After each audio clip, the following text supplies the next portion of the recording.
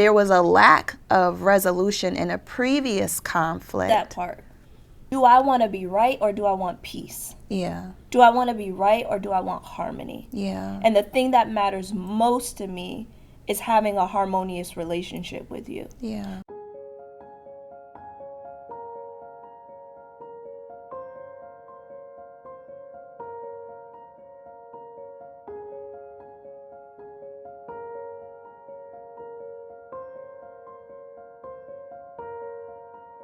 Hi, I am Shirley. I'm Erica.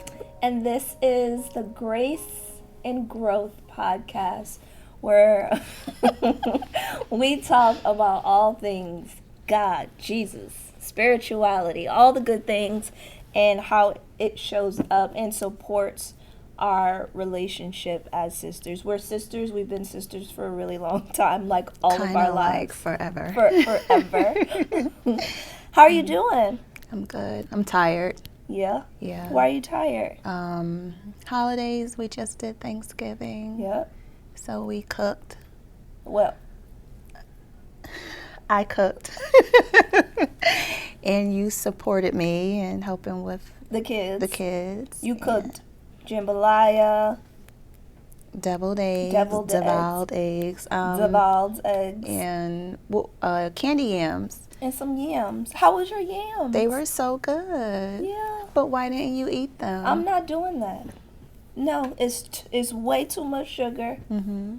Way too much sugar. It is a pristine diabetic meal. No, that's all right. I don't need candy yams. I love candy yams, but I don't need them.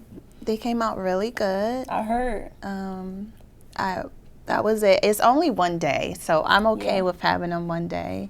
Yeah. You know, we don't eat them on a daily basis or consistently, so they were delicious. All of it was delicious. Yeah. I heard it was good. So I wanted to, before we roll into some other stuff, I wanted to talk about something that happened yesterday at Thanksgiving dinner. Oh my gosh. What? No, go ahead. Go on. Okay. So, very interesting dynamic. So we had Thanksgiving dinner at our aunt's house, and there was something weird going on. I was picking up on something weird, and so was Erica's husband, my brother-in-law. We both were picking up on something weird.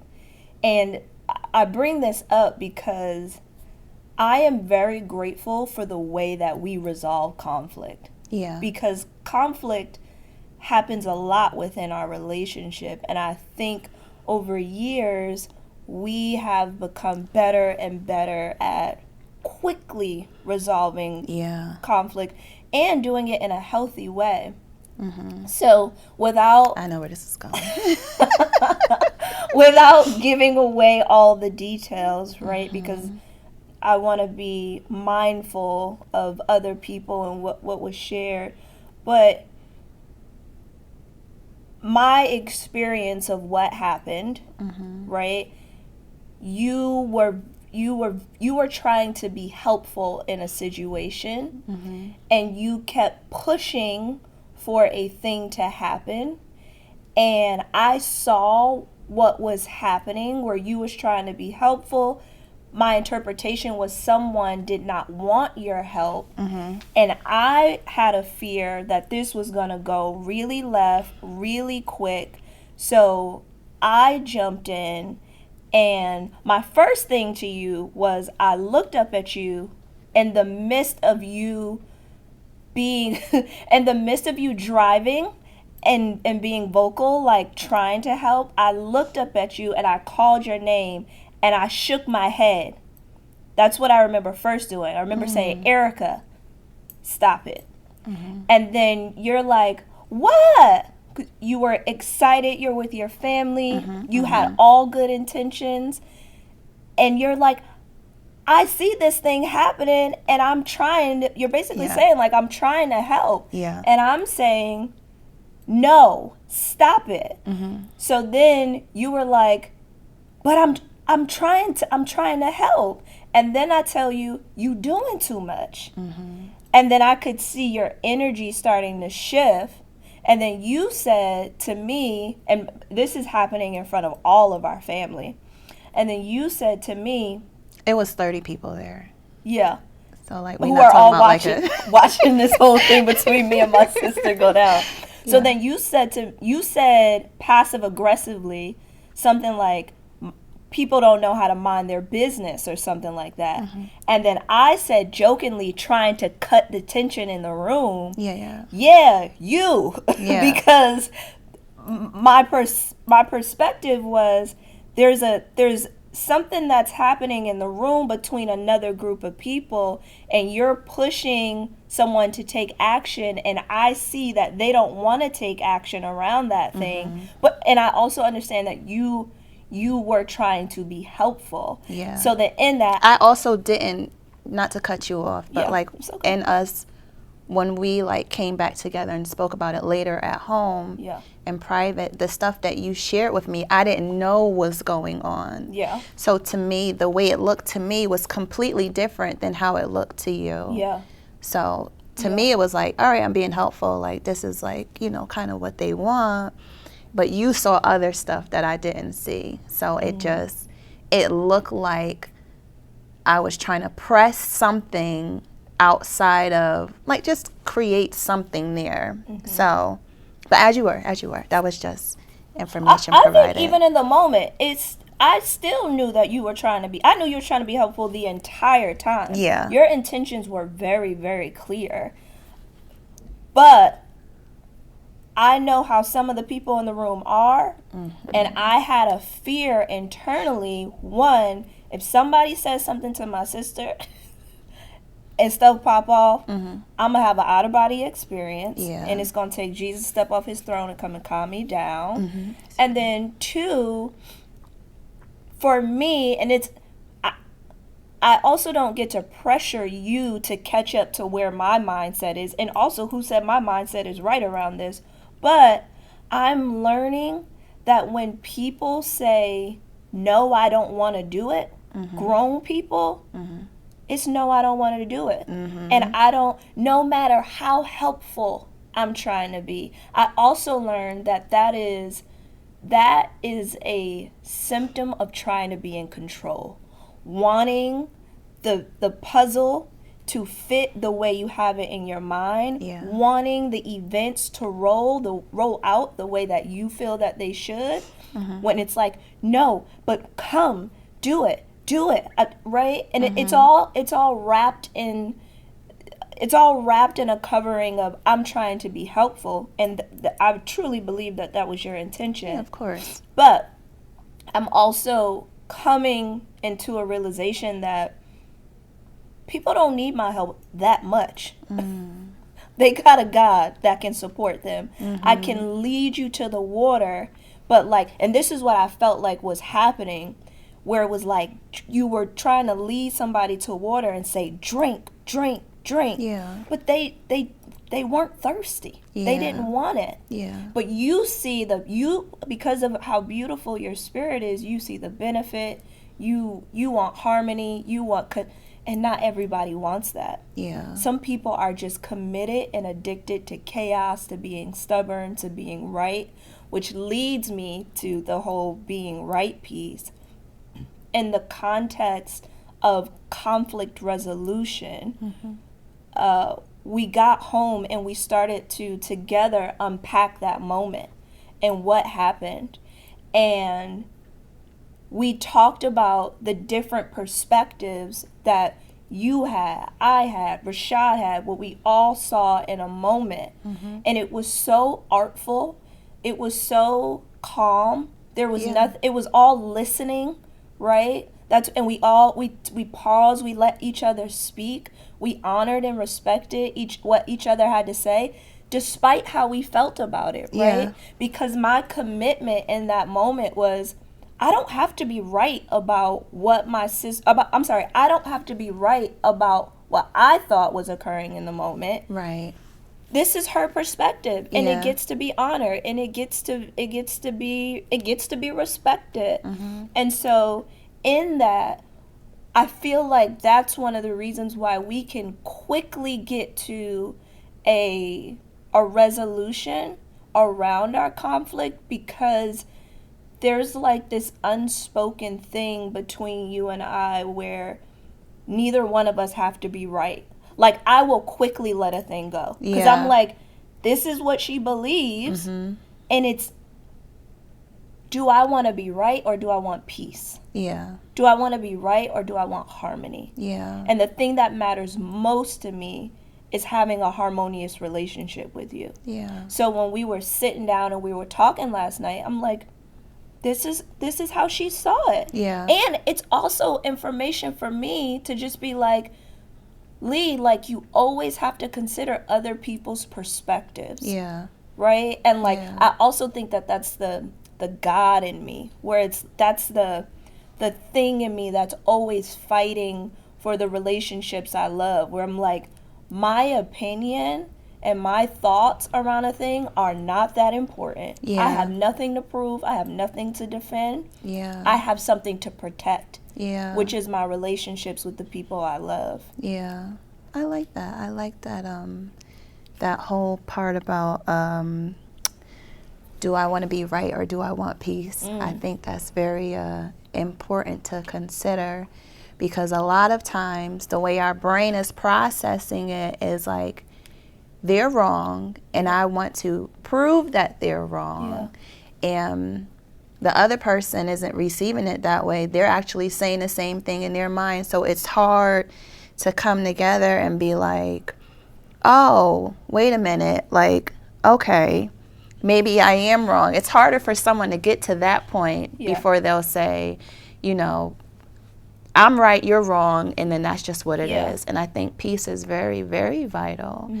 And I think part of the reason why we're able to maintain the peace in our relationship is, one, we come in with an open mind and we sit down and talk about it. Like, even in speaking about it right now, you know, it's therapeutic for me because I'm, like I said, we spoke about it last night, and it's like, thank you. It's like, I'm still hearing stuff that I didn't even realize, you know. It's a different perspective. And, you know, I just think it's in the Bible they mentioned something about, you know, not going to sleep. Basically, don't let the sun come down on your wrath. On your anger or your wrath. And I know that they speak to it sort of like in a marriage type of thing, but the same thing applies in any relationship that you have. Resolve it now, so you have a better understanding of one another, of the people around you, and they have a better understanding of you. You know, when everything that you explained to me last night, I appreciated it, because when you said it, I was like, well, I didn't even know that was going on. I didn't see what was going on over there. And I said, it's funny you say that, because when I brought it up, it was to say something else. And you was like, hold on, Erica, before we even get there, let's resolve what happened original, like before we got to that point. And I had no intention of speaking about it. Because how I felt about it had already passed. Time had gone on. We had joked about other stuff. But it's good to, you know, revisit and talk about it, and then go over, you know, what occurred, because that's where you get a clear understanding. And that's where, you know, stuff does get resolved, you know. And it was just an interest. And what's interesting about the situation is it's a situation there, what we had saw going on, because there was a lack of resolution in a previous conflict. That part. And that part. Because I remember saying to you, I was like, I think this is going back to something that happened like a year ago. But in assuming that people moved the way you and I did, I thought it was resolved, that it was spoken about, you know, but no. Nope. They just, it's harboring, and all it does is create divide, and we saw that division, and it was hurtful to see, in all honesty. It was painful to watch, you know, and I think that, you and I fear something like that to ever occur between you and I, a man who is our brother. Like, we never want to create that divide. Like, even when I have a spat with Rashad, like, I'll be sitting there like, I'm not talking to him. Yeah. That's it. I don't want to deal with it. Yeah. You know what? I'm right. He's wrong. And then I'll let a little bit of time go past, and then I'll be like, we got to talk about this. Right. It costs too much not to talk about it. Yeah. Like, first of all, what it does to the spirit internally, it eats at you. Yeah. Some people can't sleep. Some people can't eat because there's such contention between them and someone they love, right? And then the way it can spill out into other relationships or other things that are really meaningful. People bring that stuff to work. They bring it to their children. You have to resolve the conflict. And there's so many ways in which we can do it in a healthy way. I definitely think coming to an opportunity to talk to the person you're experiencing conflict with an open mind and like no defense up. Yeah. Like nobody can harm me. No one can harm me unless I allow them to. So I can come with no defenses and say, hey, let's have a conversation. And also coming to seek to understand versus coming to defend or coming to tell you what you did wrong, but actually coming, I want to know what happened. I want to know why you feel the way you feel. I want to know why you reacted the way. Did I say something? Did I trigger you? And when we sit and we just talk to people and we come looking to like actually extract information and people just want to be understood. People want to be heard. They want to be heard. They want to be seen. And when you can give people that opportunity to do that without attacking, you see miracles happen. I was talking to a friend who I've been really, really close with for, I talked to you about this last week. A friend I've been really, really close to for a really long time, like maybe like 15 years.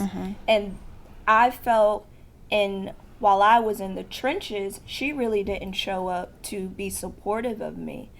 And fast forward, I expressed it because I feel like not to is for me to be dishonest. Yeah. And I work really hard to be a person of integrity, a person who's transparent, and a person who's honest.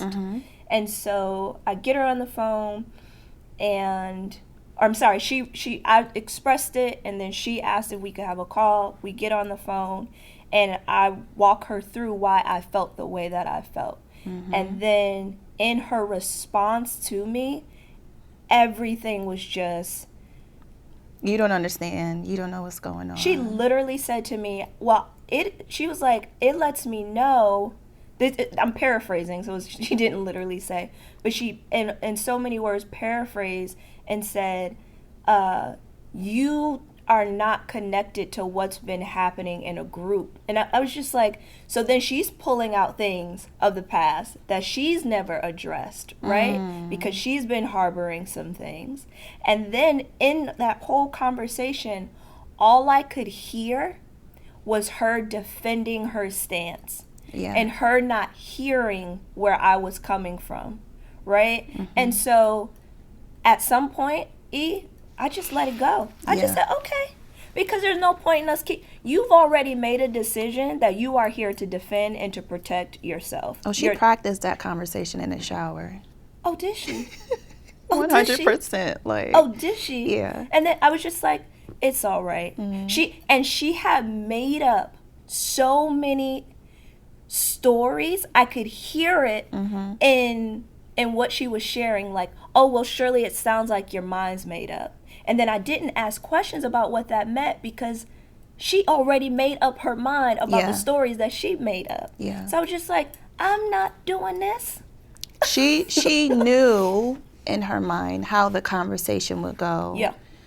which is why she had that conversation. This is all my assumption as well. Which is why I feel like this is it. Yeah, which is she was like, I know how Shirley is. I already know why Shirley said this to me. Oh. She told me she knows for the past 2 years I have not been happy because I've been because of life. Yeah. But in all this, in her sharing all this, I said, oh, you are self-righteous.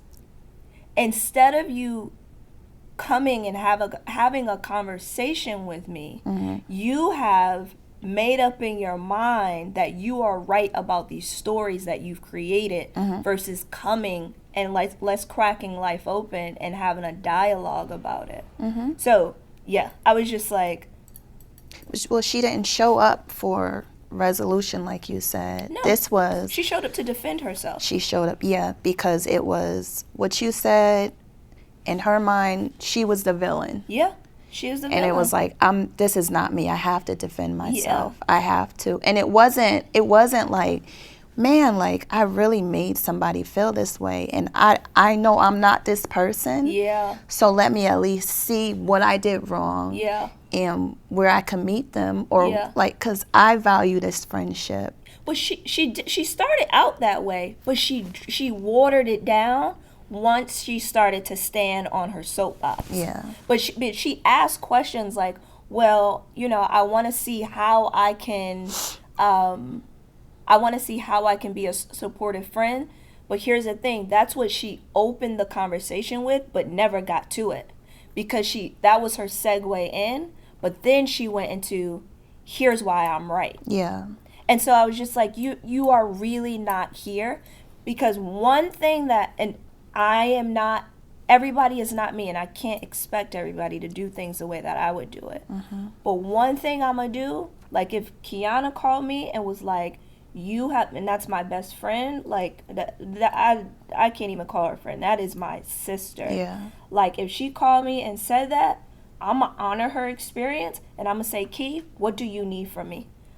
What do you need for me to do? And then I would let her know what I could commit to. Yeah. If what she's asking is something that I actually can fulfill, I'm going to tell her what I can do, and then I'm going to make a game plan on what that would look like in action. If it's something I can't do, I'd say, Key, I can't commit to that. What you're asking is too much. What you're asking is too expensive, whatever it may be. But she didn't come for that. My friend did not come to see, okay, look, how can we not just make a resolve, but also, this is my experience, right? But how can I not only make a resolve, but how can we create something new from here? Yeah. How do I protect the relationship? And so I felt like it was more important for her to protect her being right than protect the health of the relationship. And when you're in conflict with people, you can feel that. When people are like, oh no, I want you. I hurt you, I'm sorry, but I want you. Yeah, absolutely. So did y'all resolve it? Did y'all find any resolution? I mean, listen, I have massive things out here in the world that I'm working to create. I am not sitting on the phone debating with anybody about why they're right. I literally don't have it in me. So she expressed like, whatever you need, I'm here. And I said, okay, cool. And we ended it there. I love her deeply. Yeah. Like I love her deeply, but I do think there's always room for improvement, and there's other ways in which we can be loving and resolve conflict. But in terms of like takeaways and things people can take away from these kinds of conversations is, one, you have to have a forgiving spirit. Yeah. We see how Jesus had so many people who betrayed him, and who his Judas betrayed him with a kiss, and Jesus called him a friend right after that moment. We see how Peter Peter left him. All the disciples left him as he was on his journey to the cross, right? And I think also with me understanding as I grow deeper and deeper in Christ, that's something that comes along with this journey, is being betrayed, being offended, being disliked, being misunderstood. I'm like, I rejoice in that. I got off that call and I praised God. I said, thank you, Lord. Thank you, because I'm being courageous. I'm speaking out. I'm standing for myself. I'm expressing myself. And so in all that, knowing that this is a part of the journey, and it's about how I manage the conflict, right? Everybody is deserving of being honored and respected and feeling loved. Yeah. And that's the thing that matters. But making sure, having a forgiving spirit, right? Because I immediately I forgave her. And I was like, I will not let this stand in the way of the love that I express to her and for her. Yeah. And then making sure that whatever the conflict is, I look to resolve it quickly. Now, like last night, you might have been like, I don't want to talk about this right now. And I would have had to respect and honor that. But at least I set the intention to resolve it quickly. Yeah. Having a forgiving spirit, and then leading with, let me have this conversation with her right now, because I don't know what God has intended for her life. I could walk out the door and something tragic happened. She could walk out the door, something tragic happened. And I wouldn't want a moment to pass and then, we have to live life in regret because we didn't resolve conflict. Yeah. So, yeah. I like that. I just yapped and yapped and yapped. It's okay. It's all right. You're trying to find a happy medium with all things that you surround yourself with. And I think that is very important, because some people in our family, they are content with being in constant chaos, and that's all it creates, and then you can't remember where the fight or conflict started.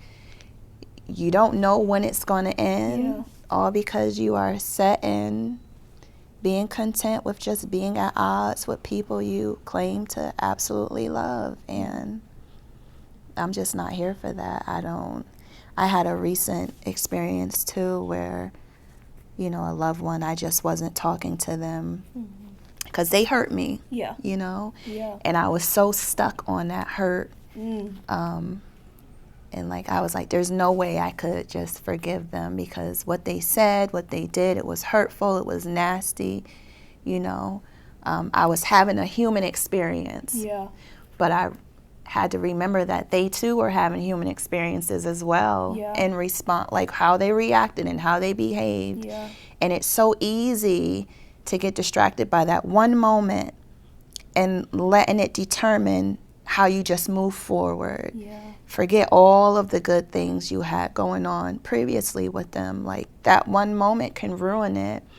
And if you don't be intent on resolving that, you'll only remember that one moment, and then you'll never find any resolution. And you'll continue to build relationships.